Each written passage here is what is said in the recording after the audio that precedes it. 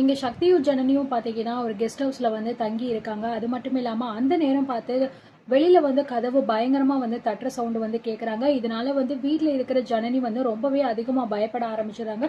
ஒருவேளை தங்களை வந்து ஏதாவது நம்ம 2 பேத்தையுமே டார்கெட் பண்ணி யாரோ ஒருத்தவங்க நம்மள வந்து ஏதாவது பண்ண வந்திருப்பாங்களோ அப்படிங்கிற ஒரு பயம் வந்து ஜனனியோட மனசுக்குள்ள வந்து வந்துருது. ஏற்கனவே அவங்க ரொம்ப பயந்துட்டு தான் வந்து இருக்காங்க. எந்த நேரத்துல என்ன நடக்க போகுது அப்படின்னு ஒன்றும் புரியலையே அப்படிங்கிற மாதிரி நினைச்சுக்கிட்டு இருக்கிற இந்த டைமிங்ல தான் வந்து பாத்தீங்கன்னா வெளியில வந்து அப்படியே டமால் டமால்னு பயங்கரமா கதவை வந்து தட்டிக்கிட்டு இருக்காங்க. யாரா அது அப்படின்னு சொல்லிட்டு வந்து பாத்தீங்கன்னா சக்தி தான் வந்து பார்க்க போறாரு. நீ கதவை உள்ள வந்து தாப்பால் போட்டுட்டு இரு ஜனனி, நீ வராத, நான் போய் பாத்துக்கிறேன் அப்படிங்கிற மாதிரி வந்து சொல்றாங்க. அதனால வந்து சக்தி வெளியில போன உடனே வந்து ரூமோட கதவை வந்து லாக் பண்ணிக்கிறாங்க ஜனனி. இருந்தாலுமே உள்ள அவங்களுக்கு ரொம்பவே படபடன்னு இருக்கு. யாரு வந்து இப்படி எல்லாம் பண்ணிக்கிட்டு இருக்கா அப்படின்னு தெரியலையே அப்படிங்கிற மாதிரி சக்தி வந்து பாத்தீங்கன்னா மாடியில இருந்து கீழே இறங்கி வந்த உடனே வந்து கரெக்டா வந்து அந்த வாசல்ல வந்து பார்க்கும்போது அந்த இடத்துல வந்து பாத்தீங்கன்னா விண்டோ ஷேடோல வந்து நிறைய பேர் போயிட்டு போயிட்டு வந்துகிட்டு இருக்கிற மாதிரி வந்து தெரிஞ்சுக்கிட்டு இருக்கு. ஸோ அப்போ வந்து ஒருத்தர் கிடையாது, நிறைய பேர் அங்க வந்து வந்திருக்காங்க. அப்போ ஏதோ ஒரு நோக்கத்துக்காக தான் அவங்க இப்படி வந்து தட்டிக்கிட்டு இருக்காங்க போலயே அப்படிங்கிற மாதிரி அவங்களுக்கு வந்து தோணுது. அதனால வந்து நிச்சயமா வந்து யாரோ நம்மள வந்து அட்டாக் பண்ண தான் வந்திருக்காங்க அப்படின்னு நினைச்சிட்டு பக்கத்துல டேபிள்ல பாத்தீங்கன்னா ஒரு சுத்தியல் இருக்கு, அதை கையில வந்து எடுத்துக்கிறாரு. அப்படியே மெது மெதுவா போயிட்டு பாத்தீங்கன்னா அந்த தாப்பால வந்து ஓபன் பண்ணிட்டு உடனே வந்து அவங்கள அடிக்கலாம் அப்படின்னு போகும்போது அப்போதான் வந்து பாத்தீங்கன்னா அந்த சாருபாலாவோட ஹஸ்பண்டோட தம்பி இருக்கார் இல்லையா, அந்த கட்டை குண்டு மாதிரி ஒருத்தர் இருப்பான். ஸோ அவன் வந்து நிக்கிறான். தம்பி தம்பி நான் தாயா அப்படிங்கிற மாதிரி வந்து சொல்றாங்க. நீங்களா, எதுக்கு இந்த நேரத்துல நீங்க இங்க வந்திருக்கீங்க அப்படிங்கிற மாதிரி கேட்கும்போது அந்த நேரம் டக்குன்னு மேல இருந்து பாத்தீங்கன்னா ஜனனியும் வந்து கீழே வந்துடுறாங்க. என்ன 2 பேருமே பயந்துட்டீங்களா, ரொம்ப பயந்துருக்கீங்க போல இருக்கே அப்படிங்கிற மாதிரி சொல்றாங்க. ஆமா, எதுக்காக இந்த நேரத்துல நீங்க வந்துட்டு இப்படி கதவை வந்து ரொம்ப வேகமா தட்டிக்கிட்டு இருக்கீங்க, ஒரு ஃபோன் பண்ணிருக்கலாமே அப்படிங்கிற மாதிரி வந்து சக்தி வந்து சொல்றாரு.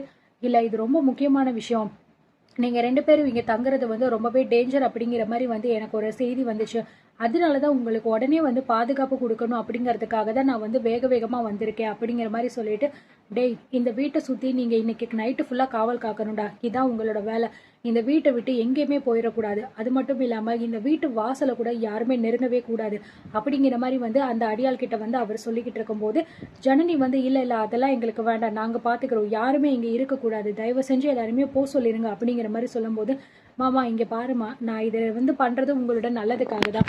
அதுவும் நான் வந்து நானா இதை வந்து பண்ணல, உங்களுக்கு இந்த மாதிரி வந்து பாதுகாப்பு கொடுக்க சொல்லியிருக்காங்க, அதுக்காக தான் நான் வந்து கொடுக்குறேன். தயவு செஞ்சு இப்போதைக்கு நீங்க வந்து எதையுமே பேசாம நீங்க உள்ள போயிட்டு நிம்மதியா தூங்குங்க, இதெல்லாம் வந்து நாங்க பாத்துக்கிறோம் அப்படிங்கிற மாதிரி வந்து அவர் வந்து சொல்லிடுறாரு. சரி, ஒரு வழியா வந்து வேற வழி இல்லை அப்படின்னு சொல்லிட்டு சக்தியும் வந்து வாஜனனி அப்படிங்கிற மாதிரி உள்ள கூட்டிட்டு வந்து போயிடுறாங்க. மேல ரூமுக்கு போனோடனே ஜனனிக்கு ரொம்பவே பாத்தீங்கன்னா பயமாவும் பதட்டமாவும் இருக்கு.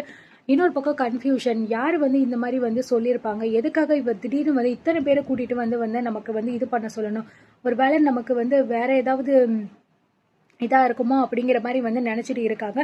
இங்க பாரு ஜனனி, எதை பத்தியும் நீ நினைச்சுக்கிட்டு இருக்காத, தயவு செஞ்சு கொஞ்சம் நீ ரிலாக்ஸ் ஆயிரு, எல்லாத்தையும் பாத்துக்கலாம் நம்ம எதுவா இருந்தாலும் அப்படிங்கிற மாதிரி வந்து நினைச்சுக்கிறாங்க. இந்த பக்கம் பாத்தீங்கன்னா வீட்டுல வந்து பந்தக்கால் நடுறதுக்கான விசேஷம் வந்து ரொம்பவே வந்து சூப்பரா வந்து நடந்துகிட்டு இருக்கு. எந்த நேரத்துல வந்து கரெக்டா பந்தக்கால் வைக்கலாம் அப்படிங்கிற மாதிரி விஷயத்தையும் பாத்தீங்கன்னா அங்க அவங்க அப்பதான் வந்து பாத்தீங்கன்னா குறிச்சு கொடுத்துருப்பாங்க, அவங்க அத்தை வந்து குறிச்சு கொடுத்துருப்பாங்க. அந்த நேரத்துல தான் சரியா இருக்கும் நம்ம பந்தக்கால் நடுறதுக்கு அப்படிங்கிற மாதிரி வந்து சொல்லியிருப்பாங்க. ஸோ வெளியில போயிட்டு பந்தக்காலுக்கு தேவையான விஷயங்கள் எல்லாத்தையுமே வாங்கிட்டு வந்திருப்பாங்க. அதே மாதிரி பக்கத்துல தெரிஞ்ச ஒரு பாட்டியையும் வந்து கூட்டிட்டு வந்திருப்பாங்க. அவங்க வந்ததுக்கு அப்புறம் வந்து எல்லா விஷயமுமே கரெக்டா இருக்கா அப்படிங்கறத நீங்க பாத்துக்கோங்க அப்படிங்கிற மாதிரி சொல்றாங்க. எல்லாமே சரியா இருக்கு, பந்தக்கால் வைக்கிறதுக்கு எங்க நீங்க 3 பேரும் தான் இருக்கீங்க, எங்க இன்னொரு மருமகளை காணோம் அப்படிங்கிற மாதிரி சொல்றாங்க. உடனே ரேணுகா வந்து அவ கொஞ்சம் வெளியில போயிருக்கா, அவளுக்கு வேலை இருக்கு அப்படின்னு சொல்லிட்டு சொல்லும் போது, என்ன வீட்டுல இவ்வளவு பெரிய விசேஷம் நடக்கும் போது அவளுக்கு என்ன அப்படி வேலை, எங்க போயிட்டா ஜனனி அப்படிங்கிற மாதிரி வந்து கேக்குறாங்க.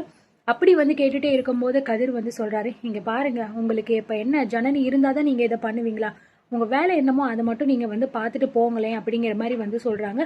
சோ அதுக்கப்புறம் இங்க வந்து ஈஸ்வரி பாத்தீங்கன்னா, தம்பி தம்பி எதுக்காக இப்ப நீங்க வந்து கோவப்படுறீங்க, அவங்க கேக்குறாங்க விடுங்க அப்படிங்கிற மாதிரி வந்து சொல்லிடுறாங்க. இருந்தாலுமே வந்து ஈஸ்வரிக்கு வந்து ஜனனி வரலையே அப்படின்னு சொல்லிட்டு ஒரு பக்கம் வந்து கஷ்டமா தான் இருக்கு. அந்த நேரத்துல தான் வந்து பாத்தீங்கன்னா வெளியில வாசல் கதவை வந்து திறக்கிற சவுண்ட் வந்து கேக்குது. யாரா அப்படின்னு எல்லாருமே திரும்பி பார்த்தா அந்த நேரத்துலதான் சக்தியோ ஜனனியோ வந்து உள்ள என்ட்ரி கொடுக்குறாங்க.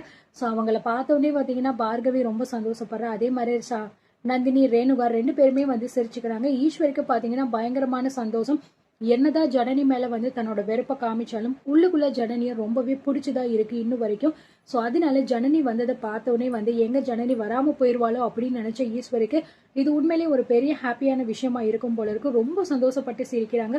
இருந்தாலும் அதை யார் முன்னாடியும் நம்ம காமிச்சுக்க கூடாது அப்படிங்கிறதுக்காக மற்றவங்க ஈஸ்வரியை பார்க்கும்போது அப்படியே கேஷுவலா இருக்கிற மாதிரி நடிச்சுக்கிறாங்க. ஆனா அவங்க திருமணத்துக்கு அப்புறம் மறுபடியும் ஜனனியை பார்த்து ரொம்பவே சிரிச்சுக்கிறாங்க.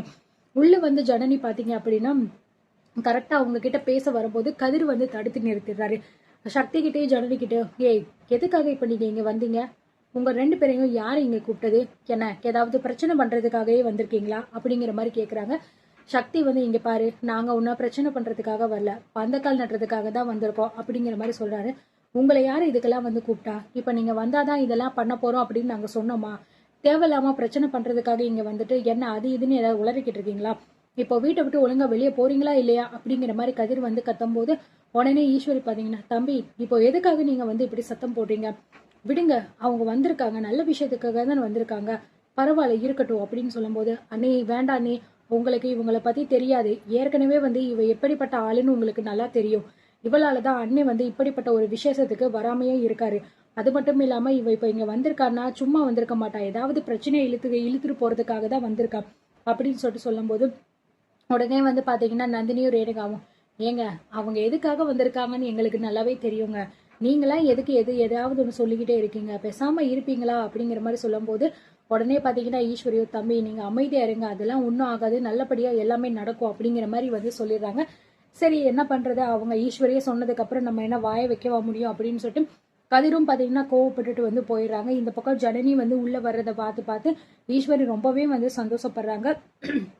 அங்க வந்து பந்தக்கால் வைக்கிற பாட்டி வந்து சரி நம்ம நல்லபடியா வந்து விசேஷத்தை ஆரம்பிச்சிடலாம் அப்படிங்கிற மாதிரி வந்து சொல்லிட்டு மருமங்க வந்து ஒவ்வொருத்தவங்களா வாங்க வந்து இந்த பந்தக்காலுக்கு வந்து மஞ்சள் தண்ணி ஊத்திட்டு குங்குமம் சந்தனம் எல்லாத்தையுமே வந்து வச்சுட்டு போங்க அப்படின்னு சொல்றாங்க. வரிசையா வந்து ரேணுகா, அதுக்கப்புறம் நந்தினி, அதுக்கப்புறம் ஈஸ்வரி எல்லாருமே வராங்க. அதுக்கப்புறம் பாத்தீங்க அப்படின்னா கடைசியா வந்து நம்ம ஜனனியும் வந்து வச்சிடறாங்க. ஸோ வச்சுட்டு அதுக்கப்புறம் 4 பேரையுமே ஒன்னா சேர்ந்துட்டு இந்த பந்தக்காலை எடுத்துட்டு அந்த குழியில போயிட்டு வைங்க அப்படிங்கிற மாதிரி வந்து சொல்றாங்க. ஸோ பந்தக்கால் வைக்கும் போது அப்படியே பாத்தீங்க அப்படின்னா ஈஸ்வரி மெதுவா வந்து ஜனனியோட கையை பிடிக்கிறது, விரல பிடிக்கிறது, இந்த மாதிரி விஷயங்கள் எல்லாமே வந்து பண்ணிக்கிட்டு இருக்காங்க. அப்பவே தெரியுது ஈஸ்வரிக்கு ஜனனி மேல பாசம் இன்னும் அதிகமா இருக்கு, அவங்க எதையுமே மறக்கல அப்படின்னு சொல்லிட்டு. இருந்தாலுமே அதை எதையுமே வெளியே காமிச்சுக்காம அப்படியே வந்து அமைதியாவே வந்து இருக்காங்க. இப்படிதான் வந்து பாத்தீங்கன்னா இன்னைக்கான விஷயங்கள் எல்லாமே வந்து போய்கிட்டு இருக்கு. ஸோ உண்மையிலேயே வந்து பாத்தீங்கன்னா இந்த ஒரு பாண்டிங் நல்லாவே சூப்பரா இருந்துச்சு காட்டும் போது. உண்மையிலேயே வந்து ஆதி குணசேகரனுக்கு ஈஸ்வரி சப்போர்ட் பண்ணாம ஜனனி பக்கம் இருந்தாங்க அப்படின்னா இன்னும் அது ரொம்ப நல்லா இருக்கும். ஏன்னா ஆல்ரெடி 4 பேருமே சேர்ந்து இருக்கும்போது அவ்வளோ சூப்பரா இருந்துச்சு அந்த பாண்டிங். அதே மாதிரி இப்பயும் அவங்க இருந்தாங்கன்னா இன்னும் நல்லா இருக்கும்னு நினைக்கிறவங்க கண்டிப்பா இந்த வீடியோக்கு ஒரு லைக் பண்ணிட்டு ஷேர் பண்ணுங்க.